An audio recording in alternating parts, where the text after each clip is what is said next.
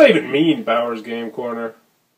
Ahoy there, YouTube! I'm back again today for another game review. Today I'm very excited to be checking out Walk the Plank from Mayday Games. This will take about 20 minutes to play. It's for 3 to 5 players, and it's for ages 8 and up. Now this game is about pirates trying not to walk the plank, because you are the dumbest pirates and you're going to be shoving each other off the plank and pulling people back and trying to do all sorts of stuff. This is actually the spiritual, prequel to a game I really enjoyed from Mayday Games called Get Bit, where you are robots trying to run from sharks. So I don't know if on that fall down they turn into robots or exactly how that works.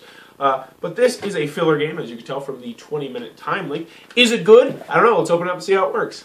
Alrighty then, we're going to take a look at what you're going to get inside of Walk the Plank. First and foremost, we have a handy-dandy rule sheet. It is 1 page, it is very long, and it is a very, very well-done rule sheet. It will have you up and running in no time at all. It's a pretty simple game, and they did a great job on the rule sheet. Next, we're going to take a look at the components and we'll get into the gameplay. But how do you win the game first?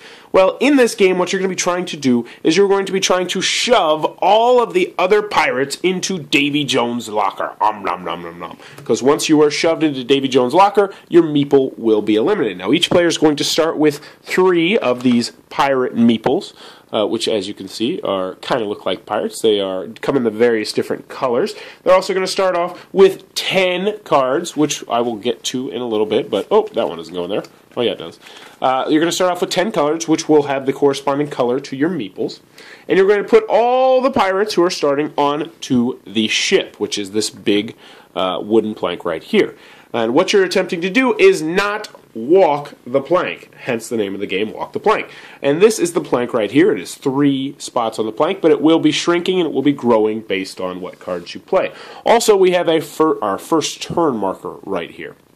So in this game, you're going to be playing cards, you're going to be shoving pirates, and how do you win the game, you ask? Well, at the end of the game, there are only going to be 2 meeples remaining, and whichever 2 colors, or potentially 1 color, are remaining will be the winners of the game. So there will be, a lot of times, 2 people winning the game. Now, if you somehow get a solo victory and there's only 2 meeples left and they're both your color, well then you have successfully won the game, only 1 person.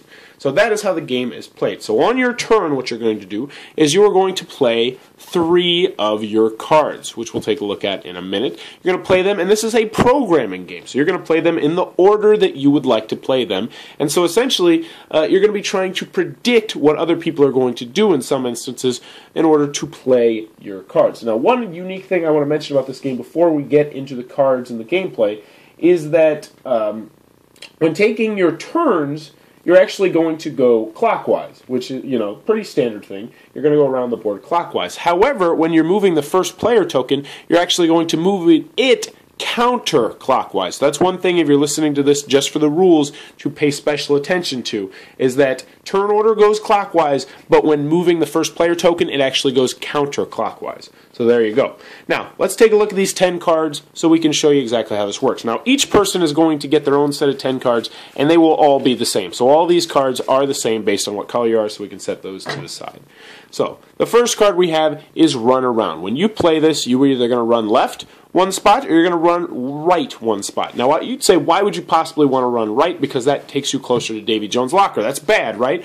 Well, and sometimes, if you misplay this card, you're going to be forced to run right. You have to run right. So if you play this as your first card, which isn't an advisable idea, you would have to then run 1 spot closer to Davy Jones' locker, which is bad. So that's the Run Around card. Next, we have the Shove Right card. Now, this means you're going to shove 1 player who's on the same space as you 1 spot to the right, closer to Davy Jones' locker. One thing to pay attention is you're not actually you're physically going to be shoving the person to the right sitting next to you at the table. So if you wanted to attack the guy over here, you could not do it. You'd have to play the Shove Left card. So this Shove Right card only attacks the guy right next to you. Next, we have the Extend the Plank card. Now, we have 3 planks down here, so you can't have any more, because there's only 3 included in the game. But another card will take away the plank. So essentially, if you only had 2 spots on the plank, you could play this card, and then the plank would go back to 3, giving you a little bit more safety. Another important thing to mention about this card is the little skull down here. The little skull down here means you can't play this card 2 times in a row, because once you play your 3 cards, you're going to put them back into your hand and you can potentially play them over and over again. However, this card you're actually going to set aside for 1 round, and then after that round is over, you will get it back. You haven't lost it, but you do lose it for a little bit.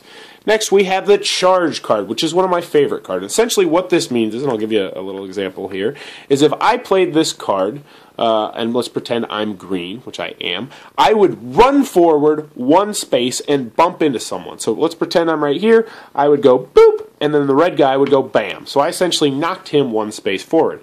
Now, if he happened to be there, that would mean that I could go boop, and knock him into Davy Jones' locker, and he would be eaten, which would be great. One thing to pay attention to on this card is that you cannot play this card first of your 3 cards. You have to either play it second or third. And I do believe this is the only card that has that rule. So yeah, pay attention to that down there. Next, we have the Shove Anyone. We mentioned earlier we had the Shove Right card, which meant that you could only physically shove the person to your right at the table. This one, as long as you are sharing a space with someone, you will be able to shove them to the right anyone you want. Another thing to pay attention to is this one also has the skull. Next, we have the Drag to See. This is another card I really enjoy. So let's pretend that we're looking over here, and I play this card. What this means is I'm going to move 1 spot forward towards Davy Jones' locker, which is bad, but I'm also going to be taking someone with me. And I could take anybody I want with me, so I could go boom. So I would move both the green and the blue with that card. Next, we have I Don't Want to Die, which means you can go back 1 or 2 spaces. As you can see, this is a very, very good card, but the thing is, you can only use it once every 2 rounds. Next, we have Retract the Plank, which, as I mentioned earlier, we had Extend the Plank. This is Retract the Plank. So if I played this card right now, you know what would happen? Boop! We'd take away this plank, and this guy would fall into Davy Jones' locker. And as I mentioned, this is one of the special cards with the skull and crossbones on it.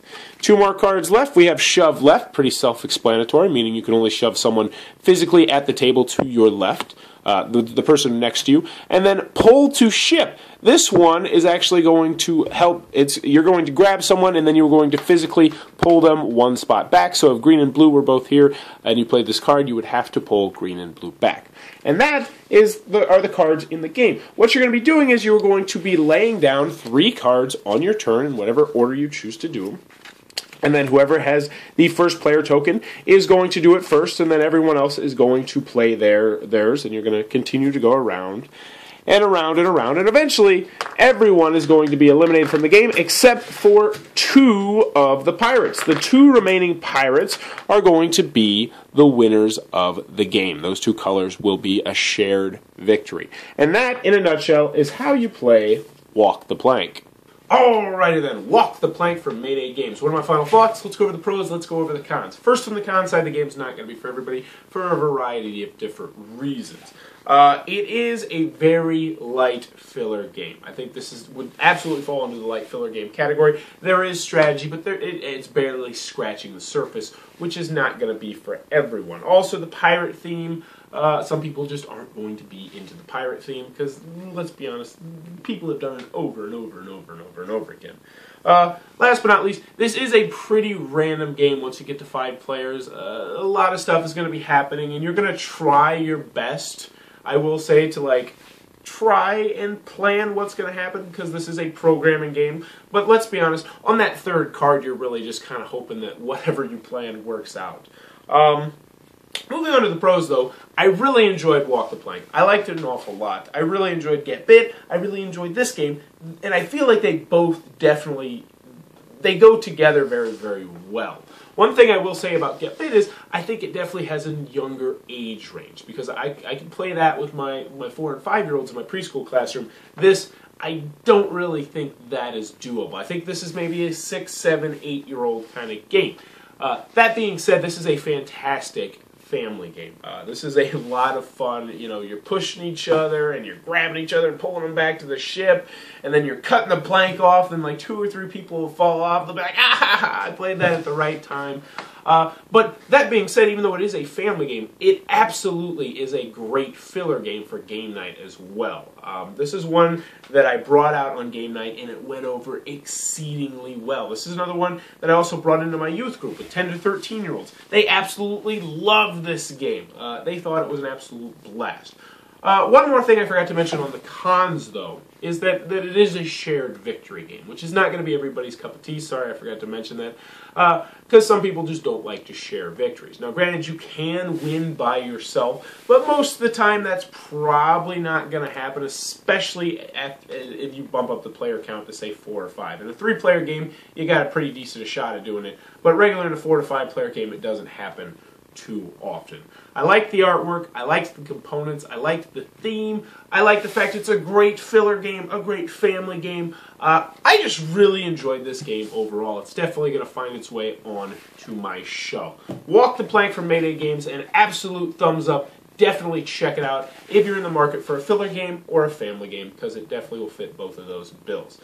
If you enjoyed this review, please be sure to subscribe to my channel. And also in the comments below, let me know, do you like the pirate theme? What is your favorite pirate-themed game? Because I love Pirates R, and I love pirate-themed games, and Walk the Plank will be a great one to put on my shelf.